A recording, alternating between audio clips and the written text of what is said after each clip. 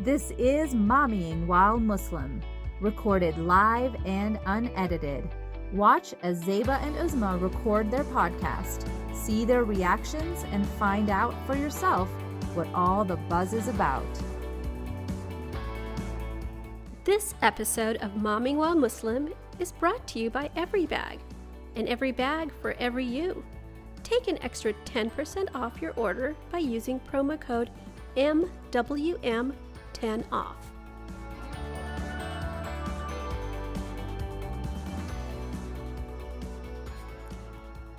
Assalamu alaikum, everyone. Welcome to another episode of Momming While Muslim podcast. This is Uzma Jaffrey. And this is Zeba Hassan. Assalamu alaikum. How are you doing today, my dear friend? I am hanging in. You must have seen my baby turn 6 this week. I know. Happy birthday. I mean, your Yeah, baby is mashallah. 6. Two hands. I always say he's officially a two-hander. Yes. How was that? And I'm how officially are you done. feeling? Yeah, I know. But how are you feeling about the whole thing? You know, I really thought that I would feel super sad, and I was afraid because my husband's been telling me, you know, as soon as this one turns 5, you're going to want another one. As soon as this one turns 6, you're going to want another one. No. Not Are you happening. there? Okay, Nope. Good. I'm right where I need to be. No announcements or anything like that, Uzma No, today? alhamdulillah, no Okay. surprises, nothing like that. Tell me how your week was. So I just wanted to say thank you to a lot of our members in our Mommy While Muslim group. I kind of posted a little bit of a mommy dilemma that I was having, which I think a lot of parents are having right now as we're getting into the depth of the winter month and approaching a year in this pandemic with the teenagers being out of touch with their friends. And you know, my kids are not immune to that by any stretch of the imagination, and I'm trying to be open and mindful about how to handle that situation the best that I can. So I have to say thank you so much to all the people in the group that have helped me kind of navigate some of that. I've taken some of your hints and tips. And we're working through the process. You know, it's just a really tough situation right now with the kids, especially with the teenagers. Like we chatted with Dr. Chaudhry, I think back in December during our mental health month, where this particular age demographic is really feeling the effects of the pandemic. And we're not immune. None of us are immune to it. So thank you so much. And that's what I love about the Momming While Muslim group. You can kind of post something. You have amazing mamas that step up to the plate. So thank you guys so much from the bottom of my heart. I definitely appreciate it. Thanks, crew. We love you. So, Uzma, it's that time. What is our soapbox of the week, my dearest? So our soapbox is not a headline. It's actually not political, I guess, depending on what you believe about giving away wealth or sharing wealth. I think what we see a lot on social media and what we see a lot in the mental health spaces, especially for those of us who lived, you know, one foot on each hemisphere, right? Saying no is a skill because we didn't have boundaries, and that's something that we often had to learn as adults, and those are new skills for us that we now have to pass on to these very American children that we have. So saying no and fighting against the establishment and you know, that cultural baggage that, you know, sometimes was oppressive for us, saying no is very much in all of those children of immigrant spaces. And that goes along the line of establishing healthy boundaries. But what we sometimes fall into, I think it's a rabbit hole of just saying no because it doesn't work for me, it's not convenient, or the simplest of all, I just don't want to. And while I think that there is a very important place for that in the way we conduct ourselves and how we protect ourselves, I think I sometimes see it or feel, and correct me if I'm wrong, Zeba, I sometimes feel like people are taking it a little bit too far. You know, in establishing boundaries, are you isolating yourself? Because isn't that what just happened the last 4 years? You know, while we lived in this country where no, it's us and nobody else. So we really, I think, are on the cusp of that very thin line of becoming very inward and not remembering our duty to the outward. So while saying no is a skill that some of us have had to acquire, remembering to say yes is a skill we can't lose, because we never know who really needs it. I've been seeing lately some other posts about, oh, there was somebody who was unhoused and they wanted some money and I didn't want to give it to them because I don't know if they, whatever reason they're using it for. What I was taught as a young child by my father was, if anybody's asking you, Allah put it in their heart to ask you. So now you have been chosen by Allah to help this person. And it is not up to you to figure out and decide and investigate if this person is worthy of receiving. Allah sent this person to you. You must give what you can, even if it's a good word, because you never know if that's an actual angel going back and checking. And so the Beauty and the Beast story about the old woman who comes to the prince and ends up cursing him, she comes as the beggar. And so that was taught to me as, hey, look, that was an angel and he messed with the angel. And so look what Allah did to him. He turned into a beast for all these centuries. So you never know who's asking on the other end. I did have an opportunity this week in the middle of cooking 3 different dishes and, doing my mommy thing and, taking care of a flood in my bathroom again, because it happened again with the rainstorm. Somebody called for help and they needed me right away to drop everything. So all the stoves off and go. And I wasn't even cooking for myself. I was cooking for somebody else. So then a third party is asking me to come do something. And I could have said, I'm in the middle. I can't, I could have. But in my heart, alhamdulillah, Allah opened that door to say yes. And I was able to go serve somebody. You never know. I just wanted to make sure that in establishing our boundaries, we don't forget our Islamic duties to also say yes. If we can help, guys, just show up. It's so important. And you don't know what this guy on the right is writing down and how heavy it's going to make our scale. It might be the difference of a feather. We all need it. No, that's definitely a good lesson learned. But first of all, I'm so sorry again that you're flooding. I am so glad that you're finally getting to the bottom of that. And quite Yes. frankly, I really don't want to turn into the beast from Beauty and the Beast. So I'm going to make sure I try to say yes as many times as we can. And that is part of the blessing that we have as being a part of an overall society. So I love your soapbox for today, and it definitely resonates for me. And what we're going to do is go ahead and continue this month's series on our how-tos. Moms doing crazy hard things and sharing the behind the scenes with us. We are setting the tone for 2021 to expect hard things to overcome them as Allah subhanahu wa ta'ala wills. Ameen. Today's topic is a little bit convoluted, but let's try to stay with me right here, okay? The last 4 years we've taught us that activism is 100% necessary for all of us, regardless of the dishes, laundry, mortgage, work, everything else, flooding in the bathrooms. So on top of all that, we have to make the world safer and better for our kids and for our neighbors. And that is what we know Islam teaches us to do and requires of us. So we are so excited about our guest here today.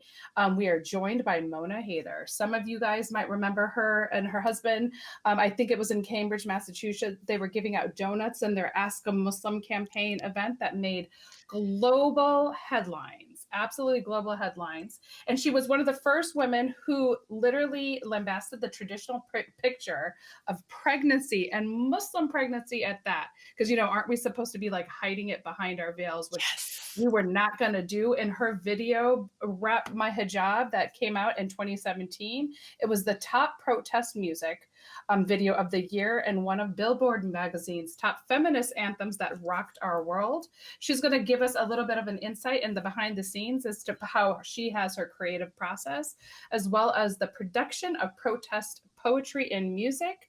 She is a Syrian American rapper, poet, activist, mediator, and mama.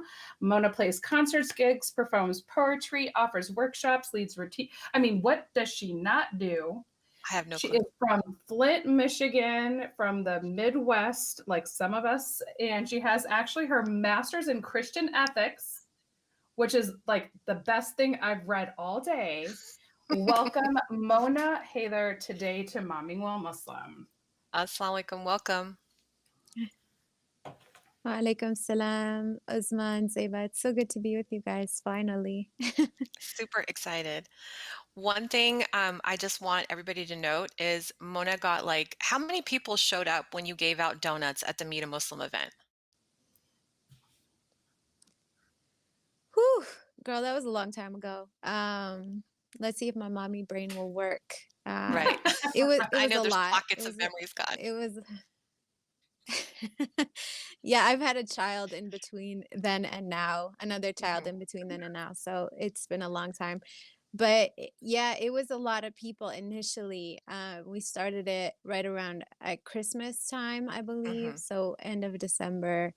And we continued to do it through the spring, and people would it was almost like we were a food truck. You know, Yeah, people would Yeah, start I to love tweet, "Oh, that. they're there." that's so And cool. they would start to come. Yeah, so I tried to emulate it because I know a lot of people who are Muslim emulated it around the country and got Mhm. like mad success like you did. I did it, and the day I chose, it rained downtown where I stood I outside of still City Hall, remember and that. one person showed up. Literally one person came. I was so sad. Girl, we had days where it was so cold. We did an interview with I think it was Upworthy that day, and Mhm, Mhm. it was so frigid. mhm. She was trying to interview us, and we were standing outside of the Cambridge Public Library, and my lips wouldn't move. Like, Oh, it yeah. looked like I was a ventriloquist. Yeah, yeah. My lips were so cold, and, she was like, "So tell us about what you're doing, why you're here, etcetera." I was like, well, we're here because, like, it was just one of those, like, absurd there was nothing I could do about it. Like, No, I just looked and sounded like a very cold Arab person in the middle of Boston winter. that's Um, so funny. but I feel like it was authentic. Mhm. What we were trying to do, I feel like, was to spread a positive and loving, um, more than a message, but just sending out a wave of love to the world during what felt like a very hard time at that time. We've been Mhm. through some harder times now, Since but, then, yeah. that was just after the Paris yeah, Mhm. Yeah. that was just after the Paris attacks and San Bernardino shootings, and so, we were feeling it as Muslims, and, my husband, who is a convert, felt like, "Hey, I'm Muslim and I have all this privilege, I need to do something with it." And so he actually came up with the idea, and who else but a redheaded, blue-eyed, 6 foot tall white man is gonna decide to go out and put a target on his head and say, "Hey, come Come at get me, I'm donuts. Muslim." Um, right. It definitely wasn't me who came up with it, but supportive wife and whatnot. And we took Yes. our baby out with us too. Safi at the time was, I think he was 2.5, 3. We were potty training at the time, so Oh it my was like running gosh. in and out of the library, Oh my goodness. because every 5 minutes, you got to put them on the potty, Yeah, otherwise it's a problem. Mhm. exactly. So like, these are the behind the scenes things that Mhm. nobody knows about. Yeah. That's what we're here for. We want that kind of behind the scenes, like all the potty breaks you have to take with the littles when you're doing your activism. That is so our cup of tea. So we usually start our moms telling us a little bit about their kids, whatever you're comfortable sharing with us, and tell us a little bit about your momming philosophy. Yeah, so Safi is 7, about to turn 7 actually next week. And Rumi is 3, about to turn 4 in a few weeks. Um, both babies were wonderful. And, you Mashallah. know, I was a new mom on the top of a mountain in northern New Mexico, without family around me. So that was challenging. It was a steep learning curve. But being the seventh of 8 children, I had a lot of Oh my nieces and nephews growing up. god. So I was blessed to be an auntie very young, to have, have babies be a big part of my life since I was young. And, when I was little, my people used to ask me, "What do you want to be when you grow up?" And I would say a mom. That Yes. that SubhanAllah, to I me love was it. like it was awesome. Like, that was my highest aspiration. And alhamdulillah, I didn't expect to become a mom at how old was I? I don't You're even like, I remember lost how old I track was. of time. Um, 7 years ago. I'm 32 Mashallah. now.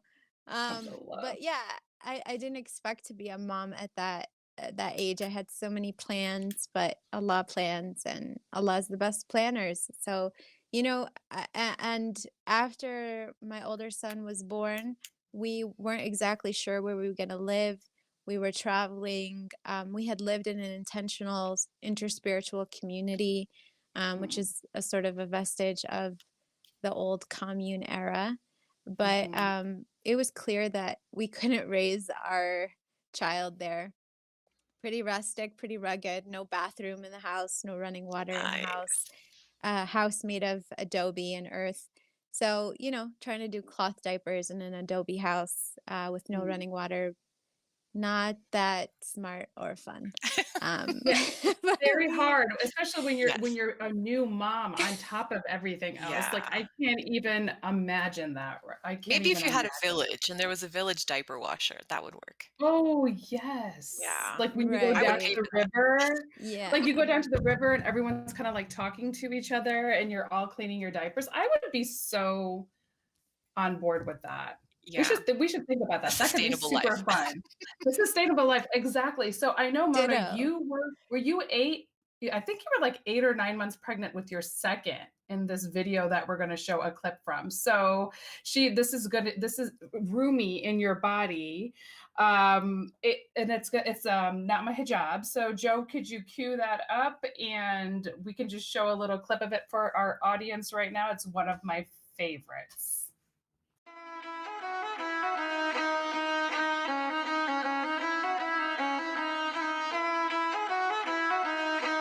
What the hair look like? Bet that hair look nice. Don't that make you sweat? Don't that feel too tight? Yo, what your hair look like? Bet your hair look nice. How long your hair is? You need to get your life. You only see Oriental. You steady working that dental. You popping up at the lip and run your mouth like a treadmill. Not your exotic vacation. I'm bored with your fascination. I need that PayPal, PayPal, PayPal. If you want education. All around the world, love women every shade and be so liberated. All around the world, love women every shade and power run deep. So even if you hate it, I still rap. I still That's love that. I so still get I chills every time know. I see that. And the fact that Because you we were all had so that brave. reaction. Exactly. We're like, "Oh my Is god, I she love it." Like, pregnant? like, so what was part of your creative People thought it was journey? fake. Yeah, exactly. I So did like what were too. you're like, "No, I'm actually pregnant." So what was your thought process in being like, "Hello, I'm gonna record this rap video, 8 months pregnant with my hijabi sisters dancing in the background and kind of dispelling some of the myths of hijab, including I still remember in college, one of my best friends, she would wear hijab. Her name was Noor, if she's watching, and people would come up to her in front of me and ask her if she had ears. Or hair. Do you have And hair I'm in your like, hair? "Are you Yeah. seriously At asking?" And first. these are college educated Are you seriously asking her if she has ears? But, like, what was your thought process behind it? Well, I'd recorded the song before I ever got pregnant. I had this idea actually around the time that we were doing Ask a Muslim. I was in a place in my creative journey where I was like, all this talk between Donald and Hillary, like Mm, if we're gonna get a message of love out there into the world, we gotta try. And I sort of felt it as a challenge directly to myself that if I can get a message of love to my sisters all over the world, I need to try. And music is just a means that more people are willing to listen to than what I was yeah. doing before, which was performance poetry and spoken word. So I decided to challenge myself as an artist. I brought in a producer friend who is also from Flint, Tunde Olaniran.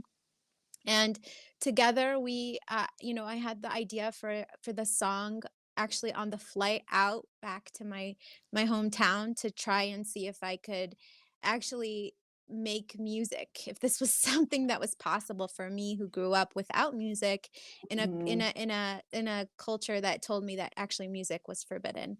Right. And so we recorded the music, we had it done, and something kept telling me, okay, it's not time yet, and I'm somebody who tries to meditate, sit in silence a lot, and sort of and journal a lot and listen for what needs to come, right time, to listen to the messages. The Quran, I feel like when we engage with the Quran on a real level, it becomes more than just, a rote sort of practice, but it becomes an actual guidebook for our particular life, our particular experience. And reading Quran and doing all of my practices, it was clear to me that that was not the time to release the song. And I had applied for my master's program. I ended up getting in. I went to New York. I found out I was pregnant just a couple months before getting my acceptance into graduate school. So that was surprise, surprise. Mhm. And then, and we can have a whole conversation around IUDs and all of that Girl. stuff too, because Sinus infections and, yes, that was the Oh case. Nobody no. tells you or antibiotics negates birth nobody tells you that they can control. leave They or can leave that they your can leave cervix. your Yeah. uterus. Oh Yes. Yeah, my they goodness. they You're the can they third can person I know. literally perforate. Oh no. They can perforate and find their way like a little Mhm. immigrant into the rest Oh of your my body. gosh. Anyway, Exactly. the point the point is all of these things were happening at once, and then actually it was insane. I was, a semester into my graduate work, wildly pregnant at the time. Wildly. And yes, I mean, this was a wild pregnancy. I was enormous. I was running around New York City. Mhm. I'm 5 foot nothing, and my babies were over 8 pounds, Oh my almost 9 pounds God. each. So, mashallah, mashallah. Mashallah. Yeah. So C-sections both times, Oh my Right. if that's not obvious, Yeah. because they were enormous. But yeah. So um yeah, the point is I was actually in New York, and a lot of my friends were at Standing Rock. And this is when Yes. it was getting really heated and hot, and it was Thanksgiving of 2016, I believe, Thanksgiving. Mhm. And yes, it was Thanksgiving 2016, and Standing Rock was the place to be if you were at all um, interested in supporting that indigenous, being a water protector, supporting that cause. And I was pregnant, pregnant, pregnant, but my heart was like, you gotta go. Mhm. Oh. And it was spring break or Thanksgiving break. Sorry. And I told my husband, I gotta go. You Yeah, good got the for you. older one. Yeah, you're like, I'll I'm see gonna you. jet. Yeah. And I actually got my graduate school to help fund it because I turned it into a project, a prayer Okay. project, where we flew these kites to make the drones that were surveilling the Yes. camps fly Mhm. higher. They were committing atrocious acts of violence against the people who were protesting, and we're helping with that plight. Anyway, the point is I got to the camp, and this woman who I later found out was Lakota, um, like her hands just came at me like this and at my belly. And she said, "Oh, you brought that good medicine with you." Oh, alhamdulillah. And That's amazing. I still get chills I have talking about goosebumps it, right but now. That's so amazing. Yeah. here I was like sleeping in my car for that week that I was there. I didn't know what I could do. I wasn't permitted to the front lines and actually, confront the the sort of cause that was against, the construction of the pipeline. But they were like, you know what, you can go to the kitchen and cook. I was like, great, I'm pregnant and they want me to cook. Mhm. Like I could have done this at home. Yeah, exactly. But there I was, it was cosmic, it was beautiful. But basically I got back to New York after that experience, and I said, this is the medicine. This Mhm. belly, this pregnancy, this is the medicine. And it sort of reframed the way I had been thinking about wanting to shoot a video for that song, because I wanted to drop the baby, I wanted, I mean, not drop the baby, obviously, but Oh, have I the was gonna baby. say, That's yes, just, drop it too. That's fun. I like that. are we gone? Are we back? Okay. We can hear you. Okay. Okay. Something happened. Um,